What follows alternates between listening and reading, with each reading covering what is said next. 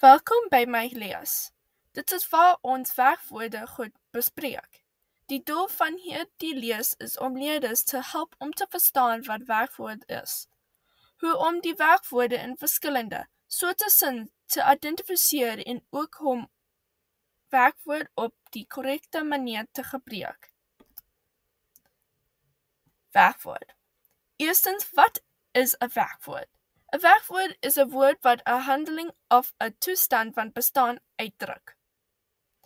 Dit is noodsaaklik vir die oordra van betekenis en word dikwels die doenwoorde genoem. Tweedens, hoe kan werkwoord geïdentifiseer word? Leerders kan die werkwoord herken aan die posisie van die werkwoord in 'n sin, omdat die werkwoord gewoonlik die onderwerp in 'n sin volg. Derdens, wat is die verskillende tipies werkwoord en voorbeelde daarvan? Daar is 2 verskillende tipies werkwoord, wat die hoofwerkwoord en die helpwerkwoord is. Die hulpwerkwoord is soos die normaal werkwoord wat in 'n sin is, en in die PowerPoint kan jy die voorbeeld van kom eet saam met my sin. En die eet is die werkwoord in die sin. Dan is die tweede tipie werkwoord, die helpwerkwoord. Wat beteken dat hierdie werkwoord nie op hulle eie in die spesifieke sin gebruik word. En in die PowerPoint kan jy die voorbeelde sien. Sy eet saam met my. Die werkwoord in die sin is eet.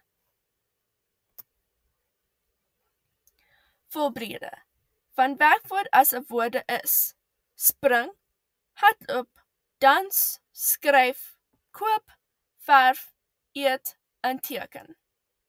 Voorbeelde in sin is soos volg: die hond het geblaf, en in die sin is die werkwoord geblaf. Die tweede sin is: die kinders lag vir die snaakse grap, en in die sin is die werkwoord lag. Dan in die laaste sin, dit wil sê, die dogter het op die verhoog gedans. Die werkwoord in die sin is gedans.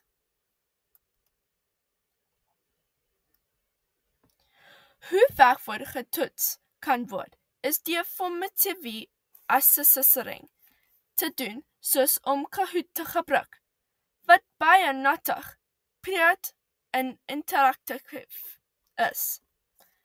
Die leerders sal Google moet opmaak en Kahoot soek. Hulle kry 'n pen om toejaag tot die assessering te kry en hulle kan 'n gemeede karakter skep om hulself te verteenwoordig. Dan doen hulle die assessering waar hulle die korrekte antwoord sal moet kies of dit 'n waar of onwaar is of net 'n normaal meer kiesvraag. Werkwoord kan in verskillende tye uitgebruik word, wat die verlede, hede en toekoms beteken. Hierdie tye verander die betekenis van 'n sin. Die assessering is 'n norm om enige teleurstelling of verleenheid te voorkom. Dit kan nie van die leerders mekaar se punte sien nie. Net die onderwyser ook baie behulpsaam is wanneer 'n Kahoot as formatiewe assessering gedoen word. Kahoot kan ook 'n nasiengids vir onderwysers verskaf om dit vir hulle makliker te maak om dit te merk, om hul begrip in werkwoorde in Afrikaans te sien. Dankie dat jy na my lees, my werkwoorde geluister het. Ek hoop dit het jou gehelp om te verstaan wat werkwoord is en hoe om dit beter te gebruik.